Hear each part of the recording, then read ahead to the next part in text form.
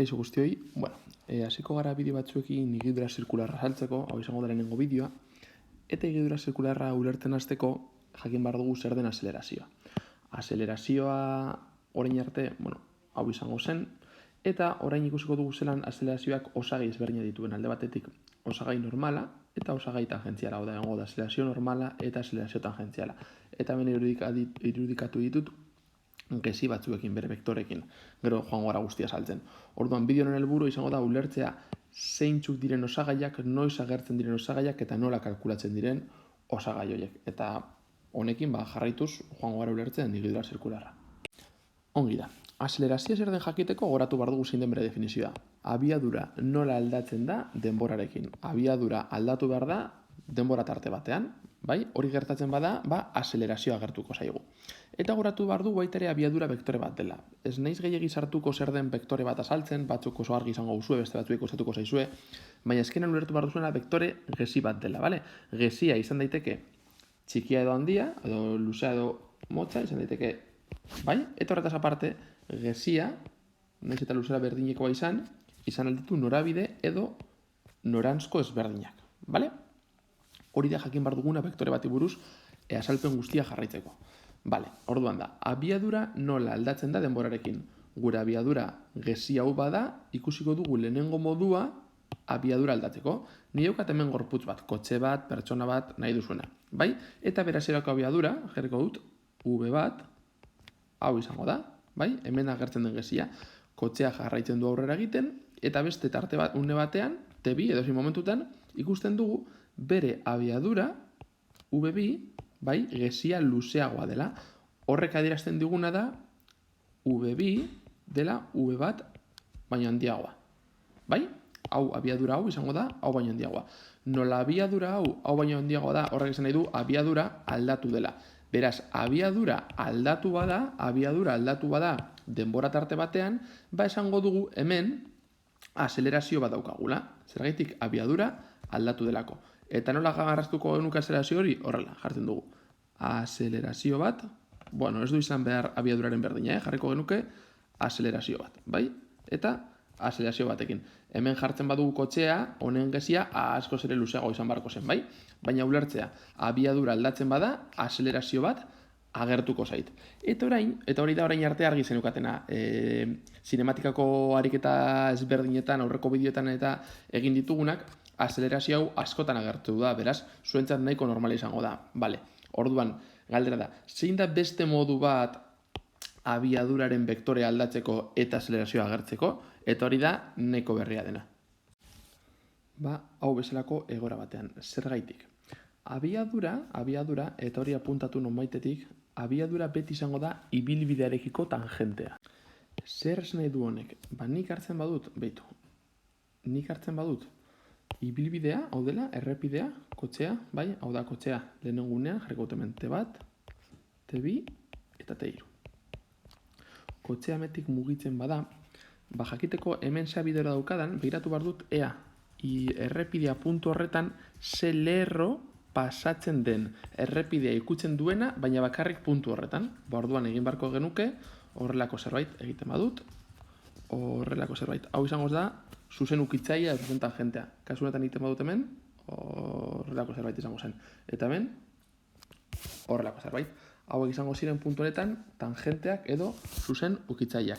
Eta abiadura, beti egongo da, lerro hoien gainean. Nola kotxea norabide honetan mugitzen den, abiadura kasu honetan, izango da, hemen egongo da V bat, hemen egongo da V2, eta hemen egongo da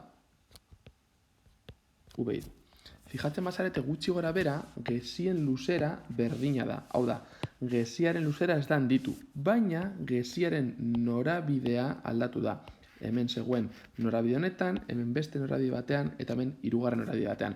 Nola geziaren norabidea aldatu den, abiadura aldatu da. Hau da, abiadura aldatzea ez du bakarrik esan nahi 30 km/h abiadura izatetik 40 km/h abiadura izatera. Ez, baita ere egon daiteke 30 km/h baina biratzen badut, nire abiadura biratzen bada, orduan agertuko da azelerazioa.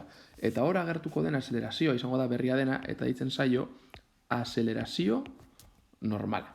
Beraz, orain egingo dugu eskematxo bat hau guztia hobeto ulertzeko. Eta honelako zerbait geratzen zaigu. Vale, daukagu alde batetik aselerazio tangentziala, bestetik aselerazio normala. Irudia. Bueno, lehen jarri ditugun bi irudiak. Eta noiz edo baldintza aselerazio tangentziala egoteko. Aselerazio tangentziala egoteko baldintza da abiaduraren modulua aldatzea. Hau da, gesiaren luzera aldatzea. Hau bada gesi bat, geroago izan daiteke edo txikiagoa edo luzeagoa. Bai? Kasu honetan, abiaduraren modulua, abiadura goratu vektore bat dela, abiaduraren modulua aldatzen da. Noiz egongo da aselerazio normala? Abiaduraren norabidea edo noranzkoa aldatzen denean. Hau da, izan daiteke, nik izatea horrelako vektore bat, eta abiadura mantendu, baina noranzkoa erabat aldatzea. Kasu horretan, aselerazio normala agertzen zaigu. Edo, izan daiteke hau bezalako gesi izatea, eta gesia norabidez aldatzea. Kasu horretan, agertzen zaigu aselerazio normala. Eta jakin behar dugu baita ere, aselerazio tangentziala eta aselerazio normala hori nola marraztu behar dugun. Aselerazio tangentziala, bere izenak esaten duen bezala, ibilbideariko tangentea. V bezala, ibilbideariko tangentea. Beraz, aselerazio tangentziala eta abiadura beti izango dira paraleloak bata bestearen alboan. Irudian ikusten dugun bezala, abiadura da tangentea eta aselerazioa baita ere tangentea. Hau da, hau bezalako egoera batean, nik horrelako zerbait badaukat, hemen badaukat nire gorputza, abiadura izango da horrela, eta aselerazio tangentziala baita ere horrela. Ez da beti egon behar aselerazio tangentziala, baina egotekotan horrela irudikatuko genuke. Eta aselerazio normala izango da kurbaren barruralderantz. Hau da, nik badaukat horrelako igidura, hemen daukat pelota gero hemen eta gero hemen, bere aselerazioa beti izango da barruralderantz. Azkenean, nola mugitzen den horruntza, kurbaren barrualderantz izango zen horrela izango zen aselerazio normala. Zer egingo dut orain? Egingo dut beste eskematxo bat adierazten zein egoeratan egongo den aselerazio tangentziala, zeinetan, hau erabiltzen noiz egongo den tangentziala, noiz egongo den normala, noiz egongo diren biak, eta noiz ez den egongo ez bata, ez bestea. Bueno, hemen lau egoera ezberdin ditugu. Ikusten duzuenez, hemen automobila mugitzen da errepidetik, hasierak V bat eta gero V bi.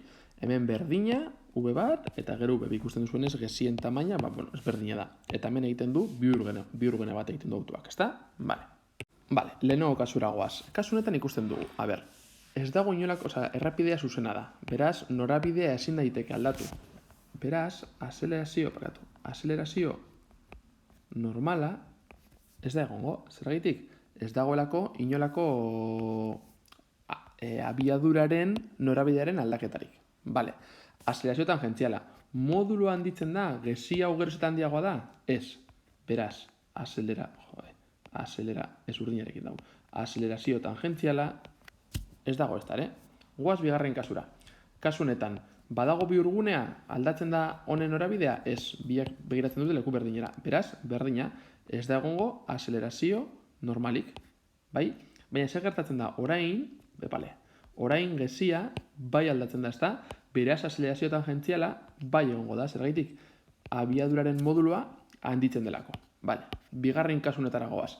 Hemen handitzen da modulua? Ez, beraz aselerazio tangentziala nulo izango da, zergaitik gesiaren tamaina ez delako aldatzen. Baina aldiz, gesiaren norabidea, hemen ona begiratzen du, eta ona, beraz, nola aldatzen den, aselerazioa normala egongo da. Eta azkenik, zer gertatzen hemen, alde batetik ikusten dugu nola gesia geroz eta handiago den, eta baita ere gesia biratzen dela. Kasu honetan izango dugu, aselerazio tangentziala eta aselerazio normala. Eta hau da argi ulertu behar duzuna, noiz dagoen bata eta noiz dagoen bestea. Eta orain egingo duguna izango da zelan marrazten ditugun. Orain marraztuko ditut eta azalduko ditut. Fijatzen bagara, hemen ez dago aselerazio bat, ez bestea, ez dugu jartzen. Hemen, zer gertatzen da, aselerazio tangentziala dago bakarrik. Geroz eta handiagoa egiten da abiadura. Zein noranzkotan egiten da handiagoa abiadura? Honetan ez da, aselerazio tangentziala hori irudikatzen dugu. Hirugarren kasuan, aselerazio tangentziala ez dago. Kurbaren barruralderantza. Beraz, aselerazio normala hor agertzen da. Eta laugarren kasuan, biak agertzen direla, aselerazio tangentziala da ibilbidearekiko tangentziala, abiaduraren paraleloa beti, eta nora egiten du aselerazio normala? Kurbaren erdiralderantza. Zer da gertatzen dena? urrengoa. Azelerazio totala, vale? Horrela idazten duguna, azelerazio totala izango da. Azelerazio tangentziala gehi azelerazio normala. Baina ez du balio kalkulatzea, imaginatu, honek balio du 3, 2 gehi 3, azelerazioa 5. Ez. Batuketa vektoriala. Zer nahi du batuketa vektoriala? Vektoreen itxura errespetatu behar dela. Beraz, egiteko batuketa, fijatzen bazarete, hemen ez dugu batuketa egin behar, azelerazio tangentziala bakar dagoelako, hemen normala bakarrik, eta hemen biak daudela, batuketa egiteko, marrazkia egin behar da. Zelan, horrela, egiten da horrelako zerbait, paralelogramoaren araua, bai, eta hor agertzen zaigu, kasu honetan, horrela. Horrela, bai, eta hau izango zen, azelerazio totala. Baita ere, esatea, azelerazio tangentziala eta azelerazio normala, bete izango diraien artean, perpendikular. Fijatzen bazarete, 80 graduko angelua, osatzen dut, hemen justu ez dago oso marraztuta, baina hemen asko sobetu ikusten da. Beraz, hau baita ere oso garrantzitsua jakiteko. Eta balio hauetatik zelan kalkulatzen den hau, Pitagoresen teoremarekin egin daiteke, baina hori hurrengo bideoetarako utziko dut.